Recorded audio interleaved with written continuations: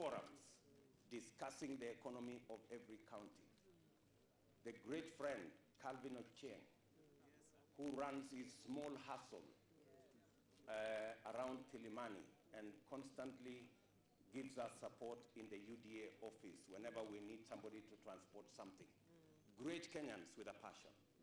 People who are looking for an opportunity to be their best. That is the future that we have for our nation. Excellency, are you from K24? You have mentioned people, and I just want clarity as to who are these people who are helping on manipulating the electoral process. You know them as much as I do. Yes. Last time you were here, like this 5 years ago, you were escorting your boss.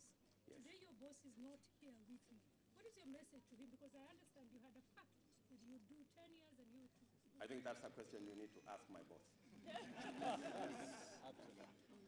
He's an adult, and he has the right to make choices, the same way I also do have the right to make choices.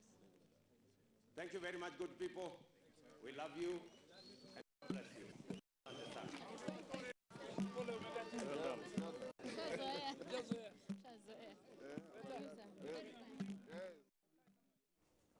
And that concludes those brief remarks by Deputy President William Ruto, who is now the Kenya Kwanza presidential candidate, no longer an aspirant. He and his running mate have been cleared by IEBC chairperson Wafula Chebukati. They've satisfied all the requirements set in law before the IEBC, and they have been given the green light to now go back to the campaign trail, not as aspirants, but as candidates whose names, barring any unforeseen circumstances, will be on the ballot paper on August 9th, 2022. He is now the fourth to get that clearance. Before him was Umoja Summit presidential candidate Walter Mongare and Professor George Wajakoya of the Roots Party.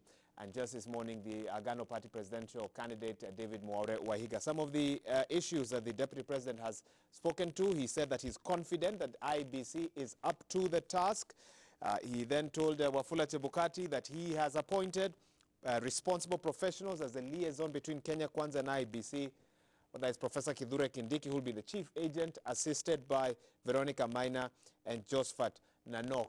He also told the chairperson that he is committed, he and his team, to work diligently to have credible and fair elections, and they are committed to keep the code of conduct that they have signed to ensure that elections are above board. And if there are any issues they have, and he did raise a few actually previously, then he is awaiting the feedback of the IEBC on some of those issues. But any other issues that may arise, he will forward them in a formal manner to the IEBC. Now, once they were cleared by the chairperson, there was that brief press briefing outside where the chairperson spoke to the where the presidential candidate for Kenya Kwanza, DP Ruto, spoke on the cost of the economy, raised concerns about the skyrocketing costs of certain goods, including salt, and gave a hint of the economic policies should Kenya Kwanza form the next government, including no more borrowing and a relook at the economic setup of the country. And that concluded his remarks for the day. And so there we have it, the Kenya Kwanza Alliance successful in their mission of getting the necessary clearance for their candidate and his running mate. And with that now in mind, they're expected to carry out a series of rallies this afternoon, traversing various parts of Nairobi County from South C, South B, Mukuru, the City Stadium, Gikomba, and we had been informed that they will have a mega rally at the Kamukunji grounds. I know our Temu Taigoin is on standby at the Bomas of Kenya together with Hassan Mugambi, and shortly I know they'll be giving us a link to let us know, give us updates on what we may have seen and what we may not have seen at the Bomas of Kenya. But definitely a very significant day with 11 aspirants having presented their documents before the chairperson Wafula Chebukati over the last couple of days, with the Deputy President being the 11th, I believe. And of those, 7 were independent and 4 was funded or sponsored by political parties, and only 4 have been cleared at this moment. Okay, let me get reactions from my guests. Let me start with you, Bwana Felix. The whole process you've seen so far, what's your take? A bit, I mean, I think it was efficient. The amount of time that the deputy president took at Bomas, going through the various counters, or should I call them that, or verification processes, and eventually ending with the chairman of the IEBC, Commissioner Wafula Chebukati, who is the chair, who is the returning officer for the presidential candidates. It took much shorter time than I thought, and I think it goes back to what we said earlier, that it looks up till this stage, there was some modicum of preparations on the part of the IEBC. And moving forward, I think this, for the deputy president, or the conclusion of this process tomorrow, marks or will usher the country and candidates to a 60-day rigorous campaign period where it will be all systems go. It will be free for all. They'll be able to campaign and do everything that they need to do. I'm glad the chairman of IEBC mentioned the enforcement of the Electoral Code of Conduct. I think this is one area where we haven't quite done well. I think there were remarkable attempts in 2017, but I think I need also to point out that there is also confusion, just like we pointed earlier, confusion between the EACC and IEBC in terms of who is supposed to enforce the vetting processes. What happened is that there are two conflicting High Court judgments that potentially places jurisdiction of enforcement of the Electoral Code of Conduct to IEBC and to the DPP.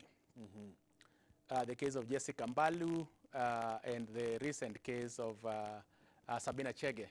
And I think also part of the confusion is that Parliament in 2016 came up with the Election Offences Act as a standalone law from the Elections Act. Now, when they did that, the Election Offences Act seems to place jurisdiction for enforcement on the DPP, on the Election Code of Conduct.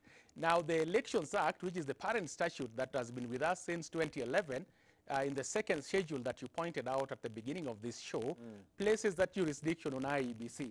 That is why you saw the Sabina Chege and later Moses Kuria got away scot-free, because there are two conflicting judicial pronouncements on the same issue, but also there are two statutory provisions, the Elections Act and the Elections Offences Act, that also deals with this jurisdictional issue and places them upon two different entities.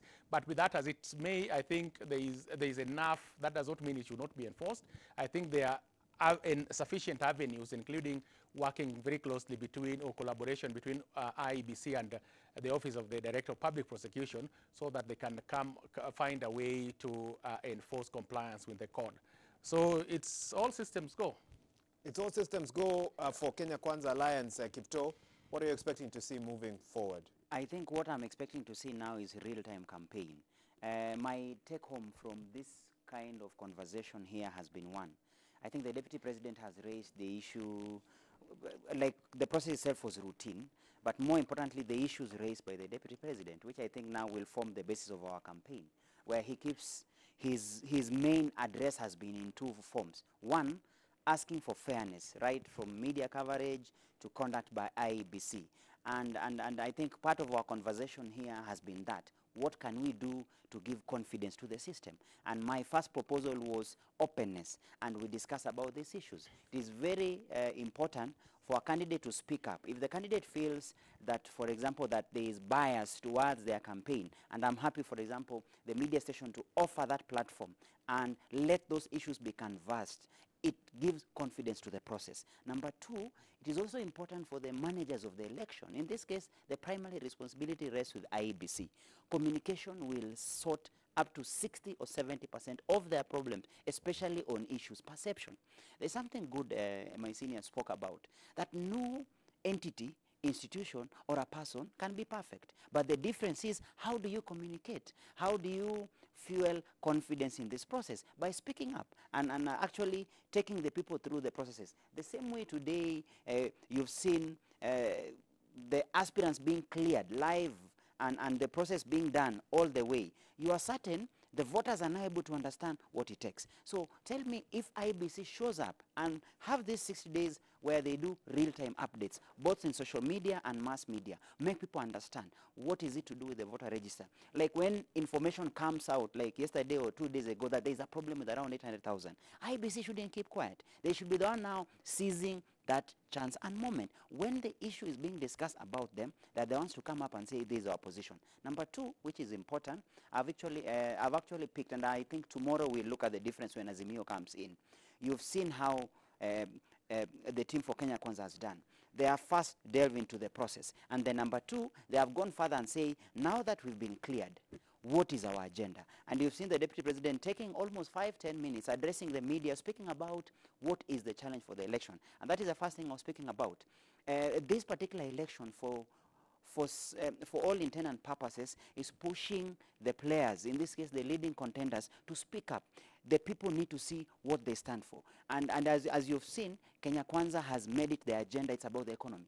It's about the economy, nothing else. And that is why, look at the optics. The Deputy President has picked up and say the rising cost of living, and has said that is the most important thing. Remember, our debt levels, very alarming. It doesn't matter who comes in. Whatever government comes in, that will be the main concern. I saw a comment that, look at how much is the Kenyan shilling trading with the dollar. It's 120.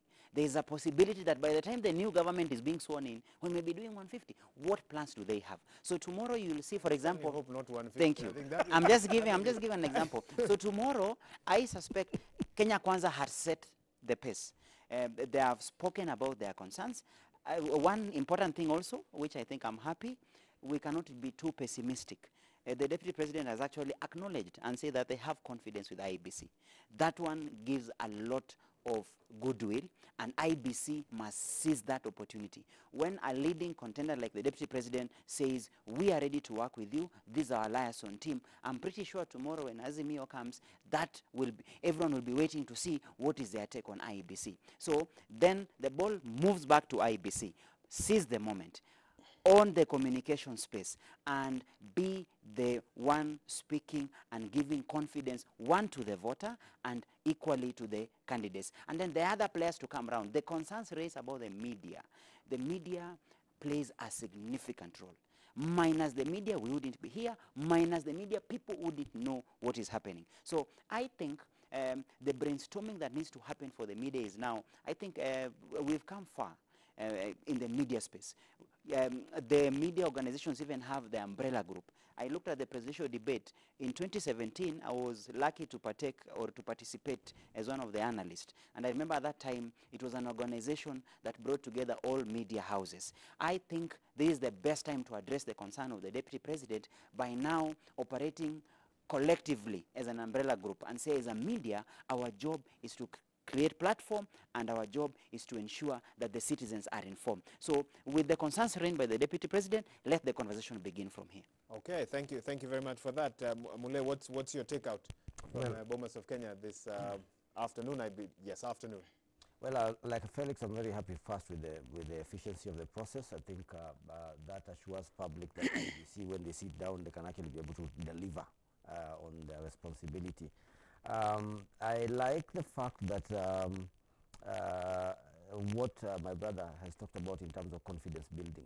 I like the fact that the Deputy President, as a leading candidate, they have expressed their confidence in the commission. That sends a very good message out there, because election, a lot of issues around political issues is about perception. So he has supporters out there. I would like the commitment of all candidates in these elections in terms of supporting and working together with IEBC. And IEBC, the chairs, has given some very good directions. You have problems, please write to us, send to us. And the fact that the Deputy President has even appointed a team, a liaison team, that's a very good gesture in my view, because that then opens an engagement between them and the political parties.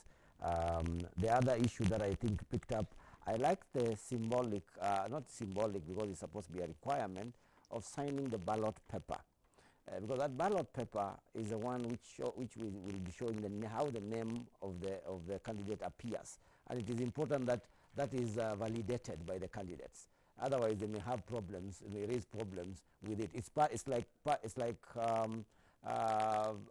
the symbolism of the agent signing the results form in the polling stations, so that by the time there are any disputes about it, at least you have cleared one hurdle, that it will validate this, but this strategic material which is going to be used in the elections. And then last is what, again, Felix talked about in terms of the code of conduct. Again, very key in terms of not just talking about it, but committing themselves to be able to adhere to the code of conduct.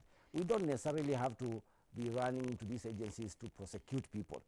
IEBC does not have time, even if it has jurisdiction in some ways over the issues of code of conduct. It is not the work of IEBC to keep superintending politicians across the country.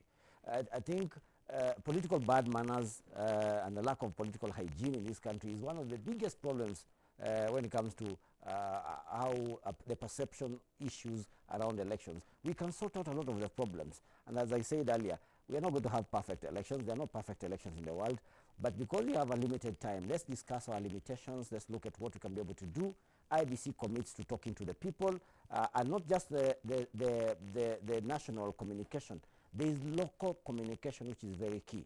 IEBC has people all over the country, and we also have these other agencies which are people at different parts of the country, security apparatus. They need to engage wananchi in terms of the coming election to ensure that we have credible elections and we have peaceful elections. Felix, the fact that the chairperson did not speak to the EACC list tells you what, if you are a mind reader? I think he mentioned, not in this forum today, but I think in one of the press conferences, that they will review the list and make a decision on the basis of Article 99.3, which we referred to earlier, that allows for any accused persons or people facing criminal charges to exhaust the appeal or the appellate process.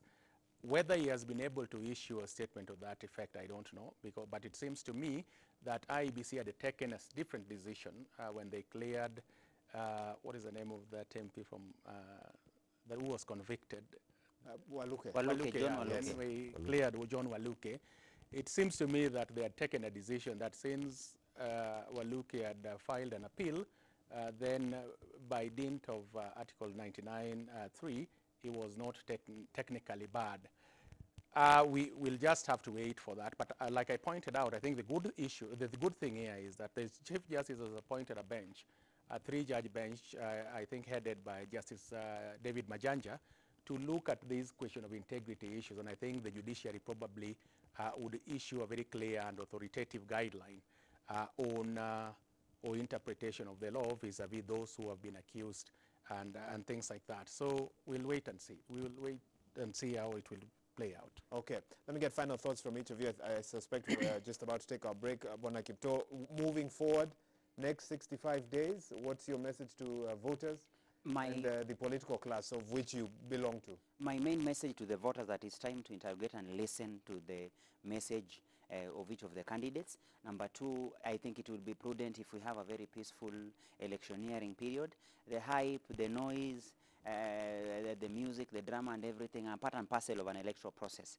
Let us enjoy the moment. But importantly, elections offer an important responsibility to the people. All the issues we always talk about over 5 years culminates in the decision we make at the ballot. Whoever comes in, whoever government or whichever government comes in, that government will dictate our policy for the next 5 years. So this is the best time for the voters to interrogate and listen. And that's why I am a firm believer of agenda-based election. And in this case, I'm very, very much confident that with the 2 leading coalitions, we'll be ready now to engage and be able to share across who sells the message. Will I be more convinced with the economic message of the Kenya Kwanza team, or will my other brother be convinced with the unity message and the governance issues raised by the Azimio team? That will be what I'll be looking for. Number 2, and more importantly, I think the strength of this will be managing the process, and the buck stops with IEBC. I remember in 2013, when the first time the presidential contest went to the Supreme Court, I remember senior counsel, Amenasir, he made the joke and told the Supreme Court judges that this is your first time handling this matter. You will have more chances in the future. So in handling this, remember that the Supreme Court is just crawling out of the woodwork. In the future, you'll have more. When he made that comment, and I think people were laughing at it, they didn't see the work of the Supreme Court when it comes to the presidential contest. It's a once in a 5-year opportunity. So that the Mutunga Court made a decision in 2013, one-off, and that set the legacy of the first Supreme Court. The second Supreme Court, led by Justice Maraga, had their shot. It's a one-chance kind of a situation. The same now applies to IEBC. We will know the efficacy, the efficiency of IEBC as to how they manage this general election. The next time we'll come back here to have the conversation, we'll be doing a post-mortem as to how they dealt in 22. My only message would be, let IEBC be people who learn. All this team, all this goodwill they are receiving from political players, from observer, from donors, let it culminate into something. And I think as a country, it can make a significant difference when we have a free, fair, credible election. Look at our peers, Ghana. We would be way ahead of Ghana because in 2002, when Kenya had, for the first time, a serious, credible election and a good transition, we were rated to be the most optimistic country. And we all lost it in 07, 13, 17, purely on matters election. Can we then take and say, can we recreate the 2002 moment where we competed on agenda and ideas? And the elections was managed to the point everyone left saying, even if it wasn't 100%, it was satisfactory and the will of the people was able to be respected. I'm so sure about this, Waiga Mora. We'll come back here. If everything goes well in September, we'll now be discussing on solutions. What can we do with the new government? It will be a question of now the country has confidence in its system. And IEBC in 27 will have an easier time. There'll be no pressure. So that will be my take home. That's your prophecy at this moment. Mule Musa, we are told that the IEBC will surely be having a press briefing on the matter of EACC and that report that was presented, 241 names, including 3 presidential, where integrity concerns have been raised. Some have active cases in court. Others, the matters have already been, a verdict had been given on the same. Others, EACC believes, had not resigned from their workplaces by the deadline set in law for civil servants to have resigned by to vie for public office. And it has thrust some uncertainty into the air for many of these aspirants who are not sure that the certificate they hold in their hand will hold until August the 9th, and others, as they await clearance, are not sure if that will be a challenge. So that is something that we will bring your way shortly. Mule Musa, what are you hoping to hear from the IEBC now that we know they're about to address us on this matter? Well, a number of issues. One, of course, it will be useful for them to be able to clear the air in terms of how they are going to handle this. As Felix has said, we have cases in court. We have a bench which has been appointed to be able to also provide clarity on the matter. I don't know whether they're going to wait for that bench to be able to make a decision before they make their own decision, but it will be interesting to hear what they're going to say as far as that is concerned. We have advised, our position has been that since IEBC is not an investigator, is not the one which is dealing with most of these issues, it has to take advice from these other agencies. The big issue for us is that we need to see a coordinated approach where EACC, where the judiciary and all the other actors who are supposed to be working in concert with IEBC are concerned. We need to see some level of coordination, and there must be some backroom engagement, which does not necessarily have to come to the light all the time. But I like the fact that we are aware of the issues, the list which has been given by EACC, because as I said earlier, we want to run we need to run a people-friendly, a people-focused electoral process. So all these actors who are also funded by taxpayers, they need to be giving us their report in terms of what they're able to find out. I expect IEBC to also maybe use that opportunity to speak to the systems, because the focus on the systems of ensuring that we have positive outcomes in that election are going to be the focus now. We have the voter register, and you've spoken at length about it. We have the IT systems which are in place. We have the resource management system that Felix talked about earlier. So again, it will be useful to give some direction in terms of where are we. We know that, for instance, in terms of testing of the IT, it's supposed to be done also within 60 days to the election. So between now and 9th, we need to see IEBC coming out much more, telling us what systems they have, what issues they have. Have they passed all the tests, compliance, usability, and all these other things, so that the stress testing, so that we can be able to know the systems are ready for August. And lastly, we need to also, from where I sit, I think that's why I said I like the statement that the Deputy President made in terms of giving confidence or showing that he has confidence with the institution of IEBC. It's important for all actors, including the media and civil society and the other agencies, to work together and try to work to give confidence to the IEBC in terms of support, in terms of provision, engagement with them, identify what issues are out there, talk directly to the Commission. Angaza and the document that we were discussing earlier was a letter to IEBC. So that's a good way to go about it, so that IEBC can also be able to give them a response in terms of the issues they've been able to raise. Okay, thank you. It is that engagement moving forward for me which is important. Felix, I think you may have the final word for this panel. What will it be?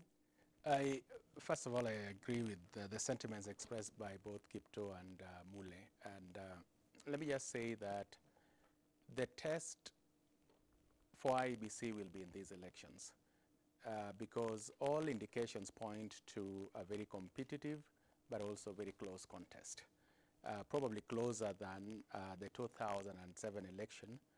Maybe that is not a good reference point, I think. But what then happens in a close contest? IEBC should and must put in place systems. They must seal all the loopholes. The problem with a very closely contested election is that if there is any suspicion about the integrity of the results, then it will be totally rejected. We have enjoyed considerable level of peace and in this electioneering period, and I think all observers agree to that. But we should also remember that that was the case also in 2007, and that the proximate trigger to post-election violence was on results management, how the then Electoral Commission handled the results. I think the best test in terms of best practice is the experience in Ghana in 2008, and an election that came just after the Kenyan election that led to post-election violence in 2008, an election in Ghana that came after the Zimbabwean election that, for all intents and purposes, took the direction of Kenya. Now, in the 2000 election in Ghana,